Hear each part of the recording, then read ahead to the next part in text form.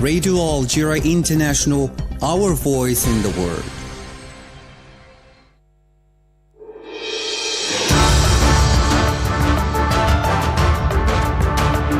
This is the English service of Radio Algeria International. It's time for the news. The ministerial meeting of the Tokyo International Conference on African Development, or TICAD, kicked off today in the Japanese capital, Tokyo, with the participation of Algeria. The Western Sahara Press Agency, SPS, has described as shameful the assault by a member of the Moroccan delegation participating in TICAD against the Sahrawi representative, saying it reflects the Moroccan occupation's failing diplomacy. The parties to the conflict in Sudan have agreed to guarantee a safe and unhindered access to humanitarian across two key crossings or roads. And as negotiations continued in Cairo to try and secure a truce in Gaza, more airstrikes were launched by the Israeli occupation army against various areas of the enclave.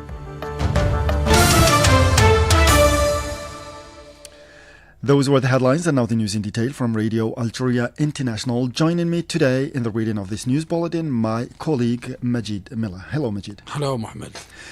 At the outset, on the 9th day of the election campaign ahead of the next September 7th presidential election, the candidate and their representatives have called for support for the country's economic development by investing in human resources in view to establishing a strong and modern state. Majid Mila has more details in this report. Addressing a meeting in the provinces of Jijel and Mila, candidate for the Socialist Forces Front FFS, Youssef Aouchiche, suggested restructuring the national economy according to the specific characteristics of its region of the country by creating industrial and agricultural hubs to put an end to the dependence on hydrocarbons. He went on to say that Algeria has all the potential needed to build a diversified and integrated economy. Citing the example of the province of Jijel, he pointed out that several countries that do not have as many tourist assets as ours have managed, thanks to investment and good management in making tourism a main source of their revenue. The FFS candidate also committed to support investors in the fisheries sector and put an end to speculations so as to combat the soaring fish prices on the national market. Referring to the broad lines of his vision of tomorrow electoral program, Mr. Aouchiche reiterated the priority granted to preserving the purchasing power, proposing a host of measures including the revision of the wage scale and the encouragement of investment projects to create wealth and job. In Ain Dafla, Shlef, Relizan and Mostaganem, where he carried activities and met citizens, Mr. Brahim Merad, campaign director for the independent candidate, Mr. Abdelmajid Tebboune, pointed out that Mr. Abdelmajid Tebboun's policy will be based, if re-elected for a second term, on a support for the economy in order to build up a modern state that meets the expectations of citizens. He added that the independent candidate's electoral program includes a review of the administrative division so as to create new provinces or wilayas to bring the citizens closer to the decision-making center. Mr. Merad stated that the citizen is the main focus of Abdelmajid Tebboun's program, as he is aware of his concern and problems throughout the country, calling on citizens to mobilize and rally around the independent candidate, Mr. Abdelmajid Tebboune, to massively vote on September 7th. The president of Al-Bina movement, Abdelkader Bengrina, called from Julfa for massive participation in the vote and for Mr. Abdelmajid Tebboune to continue building the new Algeria. The same applies to the president of the Front Al-Mustaqbal, Fatah Boutbig, who appealed from Boussaada Msila for a vote in favor of the independent candidate Abdelmajid Tebboune to complete the reforms begun during his first presidential term. Tahar Ben Brahimish, president of the Al-Fajr Al-Jadid party, said in Skikda that the program of independent candidate Abdelmajid Tebboune was the best way to safeguard the country's stability and ensure its progress. The candidate of the Movement of Society for Peace, MSP, Abdel Ali Hassani Shrif, for his part, focused his speech in the provinces of Naama and Bishar on the development of border regions, which, he said, was an essential factor in maintaining social stability. In this connection, he explained that protecting the borders is a collective responsibility requiring the support of the people around their army. He also called on the Algerian people to show awareness and responsibility to thwart the despicable schemes to flood the country with drugs in order to undermine the country's economy and social stability. The MSP candidate explained that the aim of his political project, based on a specific assessment of the economic and social realities, was to fill the gaps and relaunch agricultural, industrial and tourism projects by investing in human resources to better meet the aspirations of the people, not while underlying the importance of securing an equitable distribution of wealth through the eradication of bureaucracy, nepotism and administrative abuse. Mr. Hassani Shrif also pledged to grant facilitations to members of the national community abroad to involve them in public life, pointing out that the forthcoming presidential election is taking place at a delicate time. He also urged citizens to massively cast their votes to defeat hostile plans to Algeria. The Minister for the Knowledge Economy, Startups and Micro-Enterprises, Yassin Al-Mahdi Walid, has met in Tokyo, with the Japanese State Minister to the Foreign Affairs, Tsuji Kyoto, on the sidelines of his visit to Japan to take part in the ministerial meeting of the Tokyo International Conference on African Development, TICAD. The two parties examined ways of strengthening cooperation between Algeria and Japan in areas of common interest, notably technological innovation and entrepreneurship. The two ministers stressed the importance of reinforcing bilateral relations to promote the development of the African continent. And the two-day ministerial meeting of the Tokyo International Conference on African Development, or TICAD, kicked off today in the Japanese capital, Tokyo. At the opening ceremony of the meeting, Japanese Foreign Minister Yoko Kamikawa spoke about Africa's bright future and the challenges to be tackled for the development of the continent. She underlined that Japan and African countries want to build an innovative solution to be shared with the world. The meeting brought together ministers from about 40 African countries with the aim of strengthening collaboration toward the 9th TICAD summit meeting, which will be held in Yokohama, in south of Tokyo in August next year. The ministers will discuss topics such as health, climate change, and improving the business environment. The meeting will end Sunday, and a joint statement is expected to be issued. Over to you, Majid. Yeah, thank you, Mohammed. To Sahara now. The ambassador of the Sahrawi Republic to the African Union, Lamine Abali, was assaulted by a member of the Moroccan delegation participating in the meeting of experts in preparation for the summit of the Tokyo International Conference on African Development. The Sahrawi press agency indicated in a statement that this act was not simply an individual reaction of a member of the Moroccan delegation, but rather reflects his failure in the mission that seems to have been entrusted to him, in particular after having uttered insults against the Sahrawi ambassador and the African diplomats who intervened to protect him. The agency reported, quoting a Sahrawi diplomatic source in reaction to this act, that what happened revealed the failure of the Moroccan occupation regime to prevent the Sahrawi delegation from participating in the TICAD summit, and this after the host state respected the will of the African Union, which refuses any form of exclusion of its members in such meetings. Our radio contacted Sahrawi writer, journalist and political analyst Lahsen Boulsan, who had the following. The shameful Moroccan behavior during the Tokyo International Conference on African Development reveals, first of all, a blatant violation of diplomatic practices and the mutual respect that should prevail in such events. It's also an attempt that demonstrates and shows a big deterioration at the level of professionalism and discipline of the Moroccan occupation diplomacy, and therefore these behaviors reflect reflect the strength and fairness of the Sahrawi cause, and I believe that the defense by the Sahrawi ambassador of the symbols of his country in the face of his unjustified attack reflects the attachment of the national rights and consolidates the position of the Sahrawi people in the defense of their country. These Moroccan behaviors, instead of weakening the Sahrawi cause, reaffirm the fairness of the Sahrawi position and support their stance and the stance of those who respect international legitimacy regarding the Sahrawi cause and the defense by the Sahrawi of their sovereignty and independence on the international scene.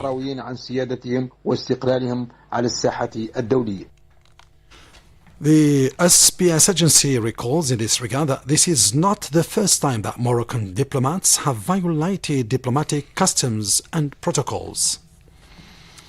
To Sudan now, the parties to the conflict in Sudan have agreed to guarantee a safe and unhindered access for humanitarian across two key roads. More details with my colleague Mariam Bashi. The announcement was made by mediators at the end of talks in Switzerland. The talks were launched recently by the US to extend humanitarian access, implement a ceasefire and set up a monitoring mechanism to guarantee the implementation of any agreement. Only the Rapid Support paramilitary forces travelled to Switzerland as the Sudanese army is contesting the format of the talks, but the US Special Envoy for Sudan assured that the mediators had remained in regular contact with the army by telephone. The group of mediators being brought together under the acronym ALPS, Aligned for Advancing Life-Saving and Peace in Sudan group, were co-sponsored by Saudi Arabia and Switzerland, as well as the African Union, Egypt, the United Arab Emirates, and the UN as observers, and the United States, which led the talks. The conflict opposing the army led by General Abdel Fattah al-Burhan and the Rapid Support paramilitary forces, RSF, of his former deputy, General Mohammed Hamdan Daglo, has brought the country to the brink of famine on account of insecurity that hampers the delivery of humanitarian aid. Shifting to the Middle East now, where negotiations continued in Cairo to try and secure a truce in Gaza, where more strikes were launched by the Israeli army against various areas of the enclave, killing and wounding scores of Palestinians. Palestinian sources stressed that at least 96 people were killed, or 69 people were killed, and over 200 others wounded in the attacks carried out for the past 24 hours, notably in the central region of Deir el-Balah and Khan Yunis in the southern part of the territory. The large-scale operations launched last October by the Israeli occupying authorities against Gaza have so far claimed over 40,000 lives and caused a disastrous humanitarian situation. The conflict has caused the displacement of most of the 2.4 million inhabitants of the besieged territory. In this connection, the chief prosecutor of the International Criminal Court, Karim Khan, urged the court's judges to take a decision urgently concerning the issuance of warrants of arrest against the Israeli Prime and Defense Ministers. The news agency Wafa quoted documents in which the chief prosecutor requested that the arrest warrants be examined without delay, underlining that any unjustified delay would negatively affect the rights of the victims. In the meantime, the negotiators meeting in Cairo were striving to secure a cessation of hostilities and pave the way for a truce in Gaza. In this respect, Egyptian mediators assured that tomorrow's negotiations session would be decisive for the formulation of an agreement. Earlier, U.S. President Joe Biden affirmed that progress had been achieved in Cairo, although this has not been confirmed by the negotiators. Meanwhile, the spokesperson for the UN Secretary General Stéphane Dujarric said during his daily briefing that UN agencies are requesting all the parties to the conflict in Gaza to implement a 7-day humanitarian ceasefire in the Strip to carry out a vaccination campaign against polio and protect children. Let's listen to him. UN agencies request all parties to the conflict to implement a humanitarian pause in Gaza for 7 days to provide this urgent health care and to protect children in Gaza from polio. These pauses in fighting would allow children, families to safely reach health facilities and community outreach workers to get children who cannot access health facilities for polio vaccination. Without humanitarian pause, the delivery of this campaign will be that much more challenging. Dujarric underlined that 2 rounds of vaccination are scheduled by the World Health Organization, WHO, UNICEF and UNRWA to vaccinate all children aged under 10. Given the risk of polio spreading in Gaza and the wider region, WHO, UNICEF, and UNRWA, as well as many other partners, are preparing 2 rounds of polio vaccination campaigns for children under the age of 10. The first round will provide vaccinations for over 600,000 children, and the second round will commence 4 weeks after the first. WHO is sending more than 1 million polio vaccines to Gaza, which will be administered in the coming weeks. UNRWA's health teams are committed to lead this upcoming vaccination against polio. Colleagues at UNRWA say they insist that on vaccinating children in both UNRWA's healthcare facilities and mobile health points within its shelters. Additionally, UNRWA mobile teams will visit communities tent to tent to vaccinate children unable to actually go to health facilities. That was the spokesperson for the UN Secretary General, Stéphane Dujarric. It's worth recalling that a first case of polio was discovered a few days ago in Gaza in 25 years due to the deteriorating health conditions. Over to you, Majid. Okay, thank you, Mohammed. Iran's Foreign Minister Abbas Araghchi has said that Iran will be working towards easing tensions with the US and rebuild its relations with the European countries only if they renounce their hostile approaches. He was quoted by media as saying that his country would make of its relations with the world, the neighboring countries, and the Euro-Asian states a priority. The Iranian diplomacy chief stressed that the negotiations on a lifting of sanctions were continuing. In Germany now, 3 people were stabbed to death and 4 others wounded in an attack which occurred during a festival in Solingen, in the western part of the country. According to the Ministry of Interior, an inquiry is underway to determine the circumstances of the attack. Chancellor Olaf Scholz said he was shocked by the attack and stressed the necessity to rigorously punish the assailant. Back to you, Mohammed. And with this last piece of news, we come to the end of this news bulletin for today. Time now for a weekly program with our colleague Jamal Silmani, a program devoted to culture in Algeria. As for me and my colleague, we'll be back tomorrow to present another news bulletin with other pieces of information. Until then, stay tuned to Radio Algeria International, and bye-bye for now.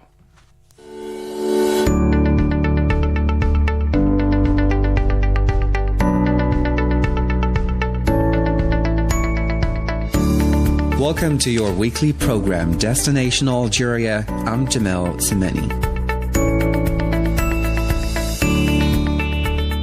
There are a number of great destinations in Algeria just waiting to be discovered.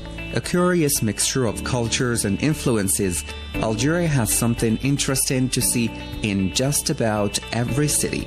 The country is also the first largest on the African continent, so you can be sure that there are plenty of towns and cities to visit. Let's visit Algeria's fascinating destinations, you and I, together.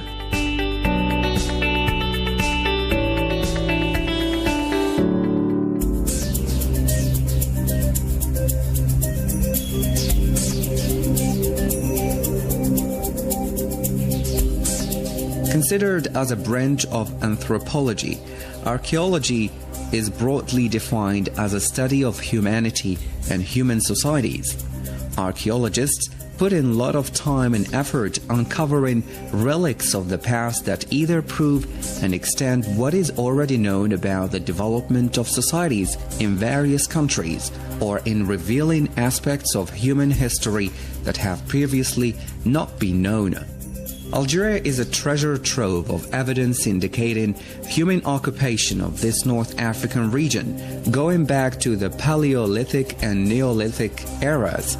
Archaeological discoveries of note include a significant number of megalithic monuments in the Great Atlas region and Meshresfa Peninsula of Algeria, not too far from Jelfa and Tiaret.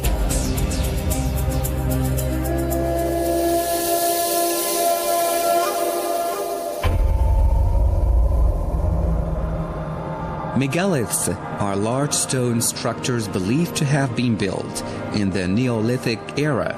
These monumental structures were put together without using any type of mortar, and it is generally unclear as to what purpose they served.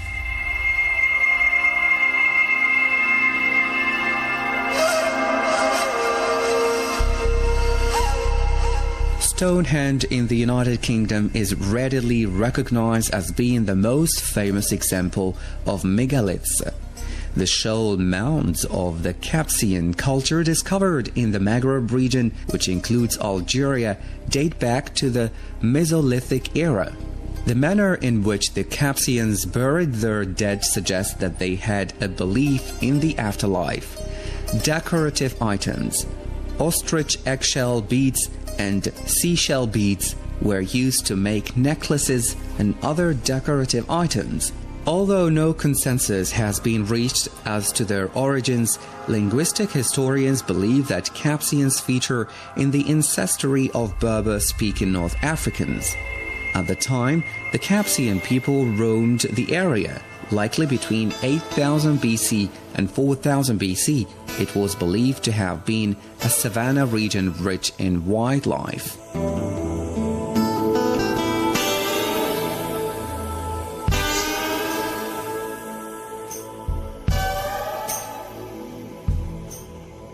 This is supported by cave paintings found in a number of places, including Tassili, Niger, located in the north of Tamanrasset. Moreover, flints from the Paleolithic era have been discovered in a number of places, including Kolea in Algeria's Tipaza province and the Tlemcen province.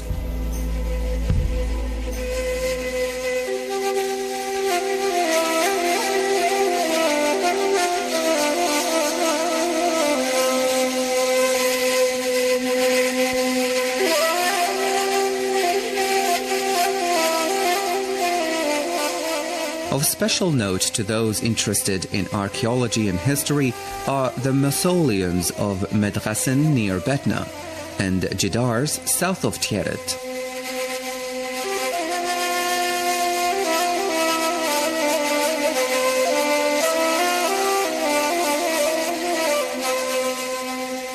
The former established as the tomb of Berber Numidian king Imedrassen, who ruled between 300 and 200 BC, with the latter consisting of a group of 13 mausoleums likely constructed between the 300 to 600 of our Common Era.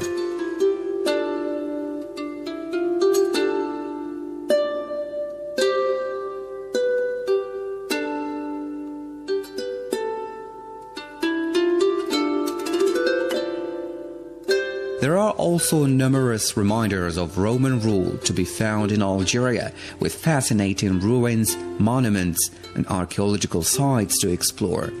Certainly, Algeria has a lot to offer to those willing to scratch beneath the surface, and visitors will appreciate the work that archaeologists have done in investigating the distant past of this intriguing North African country.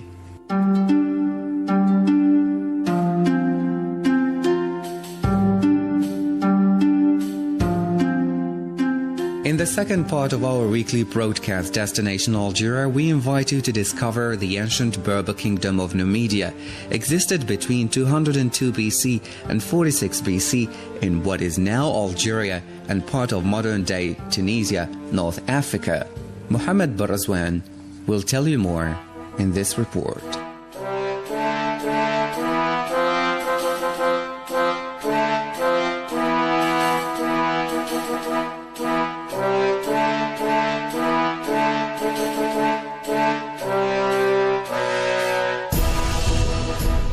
With a sparkling Mediterranean Sea to its north and the unforgiving Sahara Desert to the south, Numidia had the Roman-ruled province of Mauritania on its western border and the province of Africa, which was also under Roman rule, to the east. Although the ancient kingdom of Numidia is no longer in existence, evidence of its history can be found in the area. The people of Numidia, referred to as Numidians, were made up of two tribal groups, with the Masili located in the west and the Masili in the east.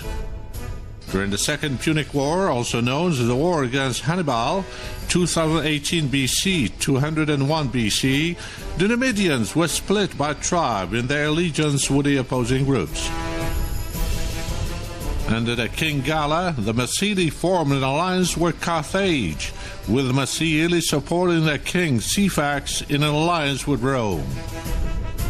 When Galla was replaced by Massinissa as king of the Massili, he changed his allegiance with Rome, with Sifax of the Massili falling in with the Carthaginians. The Romans proved to be victorious and awarded the conquered territory of Numidia to their ally Massinissa of the Massili. The territory remained in the family when, after the death of Massinissa, his son Micipsa took control. Upon his death in 118 BC, Micipsa's two sons, Himpsal I and Ardebal, along with the legitimate grandson of Massinissa, Jugurtha, began a battle for control.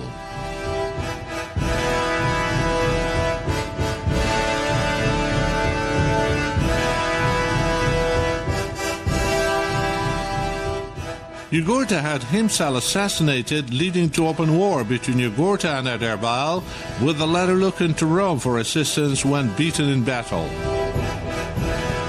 Roman officials attempted to settle the dispute by dividing the territory in two, assigning the western section to Jugurtha and the remainder of Numidia to Ardebal.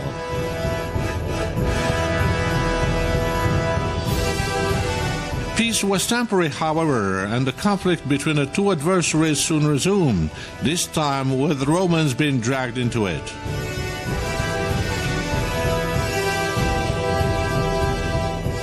Following a protracted battle, Jugurtha was eventually taken to Rome as a captive in chains.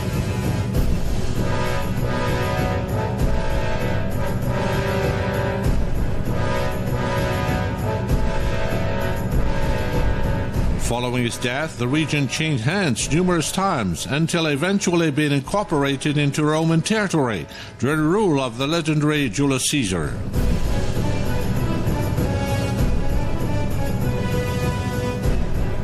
The capital city at the time was Cirta, now modern-day Constantine, renamed after Roman Emperor Constantine the Great, who reunited the split province on Numidia.